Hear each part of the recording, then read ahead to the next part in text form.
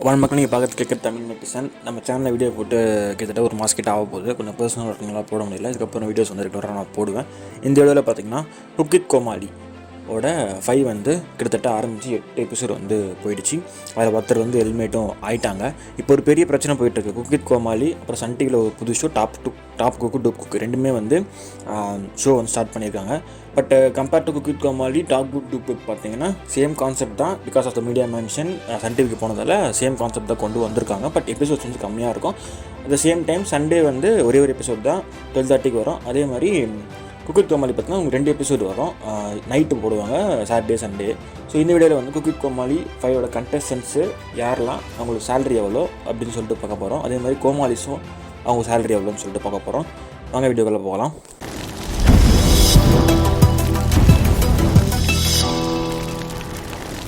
Cook with Comali season 5 பார்த்திங்கன்னா லேட்டாக தான் ஆரம்பித்தாங்க. அது காரணம் வந்து சன் டிவியில் இப்போ போயிட்டுருக்க ஒரு show top cook dupe cook.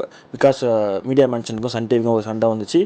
அதுக்கப்புறம் செஃப் தாமு வெங்கடேஷ் பட் சார் போகிறான்னு சொன்னாங்க. அதுக்கப்புறம் தாமு சார் வரான்னு சொன்னார். அது கூட ரங்கராஜன் வந்து ஆட் பண்ணார். வெங்கடேஷ் பட் சார் வந்து பார்த்திங்கன்னா சன் டிவிக்கு வந்து போயிட்டார். அது காரணம் தான் பார்த்திங்கன்னா இந்த குக் வித் கோமாளி லேட்டாக ஸ்டார்ட் பண்ண காரணம். இல்லைனா பார்த்திங்கன்னா அவங்களுக்கு மார்ச்லேயே வந்து ஏப்ரல்லேயே வந்து ஸ்டார்ட் பண்ணிகிட்டு இருப்பாங்க. கிட்டத்தட்ட ஆரம்பித்து 8 எபிசோட் வந்து போயிட்டுருக்கு 5வது சீசனில். கண்டஸ்டன்ஸ் பற்றி நான் வீடியோ போட்டேன். யாரெல்லாம் இருக்க போகிறாங்க அப்படின்னு சொல்லிட்டு வீடியோ நான் போட்டேன். கோமாளி சாரில் இருக்க போகிறாங்கன்னு சொல்லிட்டு வீடியோஸ் நான் போட்டேன். இதில் எக்ஸ்பெக்ட் பண்ணாது என்னன்னா மீடியா மென்ஷன் வந்து சன் டிவிக்கு போனதால் கோமாளிஸும் வந்து அவங்க கொண்டு போயிட்டாங்க.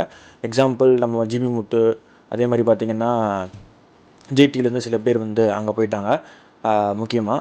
ஸோ இதனால் வந்து பார்த்திங்கன்னா ஏன்னா அவங்க மீடியா மென்ஷனோட ப்ராடக்ட்டு அதனால் வந்து அப்படியே அங்கே போயிட்டாங்க. விஜய் டிவி ஓனாக ப்ரொடியூஸ் பண்ணுறதால விஜய் டிவியோட ப்ராடக்ட்ஸ் எல்லாமே வந்து விஜய் டிவியில் வந்து இருக்காங்க. அதுதான் வந்து மெயினாக ரீசனே. இது வந்து பார்த்தீங்கன்னா தனியாக ஒரு வீடியோ வந்து நான் போடுறேன். எதனால் வந்து பிரிஞ்சாங்க மீடியா மென்ஷனும் விஜய் டிவியும், இதனால் செப்ஸ்லாம் வந்து இங்கே போயிட்டாங்க, கோமாளிஸ்லாம் வந்து சன் டிவிக்கு போயிட்டாங்க அப்படின்னு சொல்லிட்டு ஒரு தனி வீடியோ வந்து போடுறேன். நிறைய பேர் வந்து பார்த்திங்கன்னா காசு வச்சு தான் வந்து போயிட்டாங்க.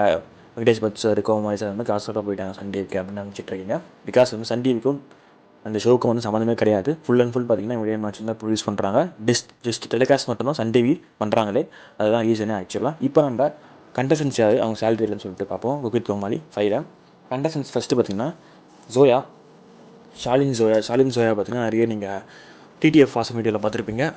இன்ஃப்ளூயன்சர் வீடியோ சோஷியல் மீடியாவில். ஸோ இவங்க சேலரி பார்த்திங்கன்னா 8லேருந்து 10K வரைக்கும் இருக்கும் பர் எபிசோடுக்கு நான் சொல்கிறேன்.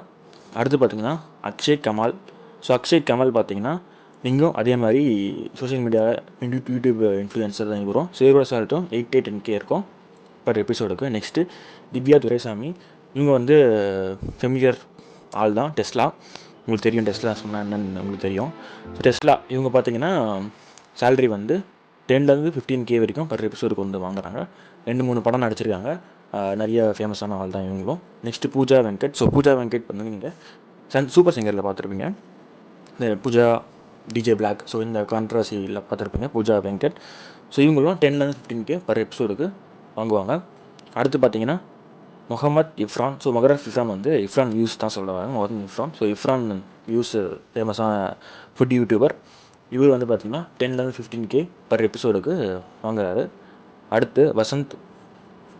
ஸோ வசந்த் பார்த்திங்கன்னா நீங்கள் பாண்டியன் ஸ்டோர்ஸில் நிறைய சீரியலில் பார்த்துருப்பீங்க விஜய் டிவியில். ஸோ இவரும் பார்த்திங்கன்னா 10லேருந்து 15K பர் எபிசோடுக்கு வாங்குறாரு சேலரியாக. நெக்ஸ்ட்டு பிரியங்கா தேஷ்பாண்டே. ஸோ பிரியங்கா தேஷ்பாண்டே விஜய் டிவியில் தெரியாத ஆளே கிடையாது. தமிழ் ஃபுல்லாக பிரியங்கா பற்றி தெரியும். Anchor and then co actor எல்லாமே சொல்லலாம். ஸோ இவங்களும் வந்து பார்த்திங்கன்னா சேலரி 15லேருந்து 20K வரைக்கும் வாங்குறாங்க பர் எபிசோடுக்கு பிரியங்கா தேஷ்பாண்டே. அடுத்து விடிவி கணேஷர். ஸோ விடிவி கணேஷர் பற்றி தெரியும். நிறைய மூவிஸ் நடிச்சிருப்பார், காமெடியாக நடிச்சிருப்பார், டேரக்டர். ஸோ இவரும் பார்த்திங்கன்னா 15லேருந்து 20K வரைக்கும் பர் எபிசோடுக்கு சேலரியாக வந்து வாங்குறாரு. அடுத்து பார்த்திங்கன்னா சுஜிதா. ஸோ சுஜிதா நீங்கள் வந்து சீரியல் ஆக்டரில் பார்த்துருப்பீங்க, ஆக்ட்ரஸாக இருந்திருப்பாங்க. ஸோ இவங்களும் வந்து 15லேருந்து 20K வரைக்கும் பர் எபிசோடுக்கு சேலரியாக வாங்குறாரு. கடைசியாக பார்த்திங்கன்னா ஸ்ரீகாந்த் தேவா. இவரும் பார்த்திங்கன்னா மியூசிக் டைரக்டர். இவரும் பார்த்திங்கன்னா 15லேருந்து 20K வரைக்கும் பர் எபிசோடுக்கு சேலரியாக வாங்குறாரு. ஸ்ரீகாந்த் தேவா பார்த்திங்கன்னா எபிசோட் 8ல், அதாவது லாஸ்ட் வீக் பார்த்திங்கன்னா இவர் வந்து எலிமினேட் வந்து ஆகிட்டார். ஸோ இப்போ பார்த்திங்கன்னா 9 கண்டஸ்டன்ஸ் தான் வந்து குக் வித் கோமாளி 5ல் வந்து ட்ராவல் பண்ணிகிட்டு இருக்காங்க. நெக்ஸ்ட்டு நம்ம கோமாளிஸ். ஸோ கோமாளிஸ் பார்த்திங்கன்னா நம்ம முன்னாடியே சொன்ன மாதிரி கோமாளிஸ் வந்து இந்த குக் வித் கோமாளி 5ல் வந்து இல்லை. ஏன்னா வந்து நிறைய பேர் வந்து நம்ம டாப் குக் டூப்புக்கு வந்து போயிட்டாங்க.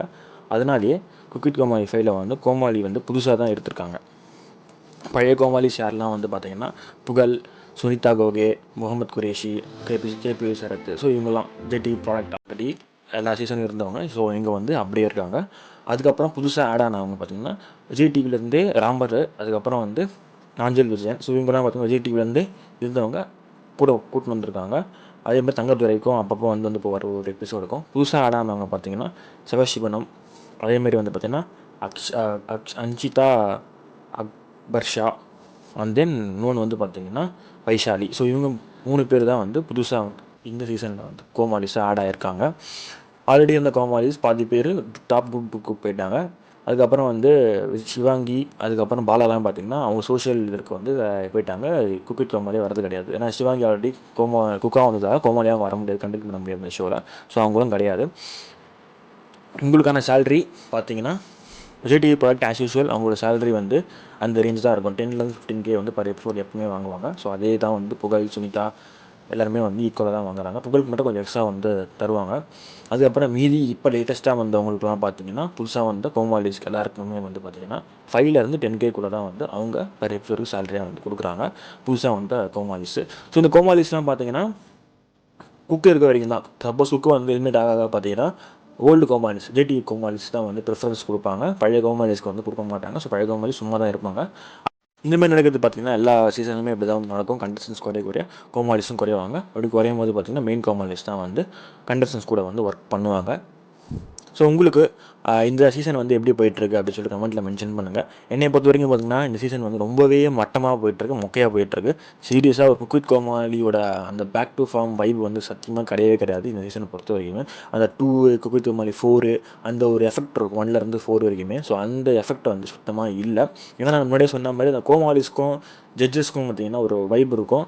அப்புறம் வந்து அந்த ப்ரொடக்ஷன் ஹவுஸ் வேறு மாறிச்சு, டேரக்ஷன் மாறிச்சு, எல்லாமே மாறிச்சு. ஸோ அதனால் மாறினதால பார்த்திங்கன்னா டேரக்ஷன் கொண்டு வரதுன்றது வந்து மீடியம் அளவுக்கு வந்து இல்லை.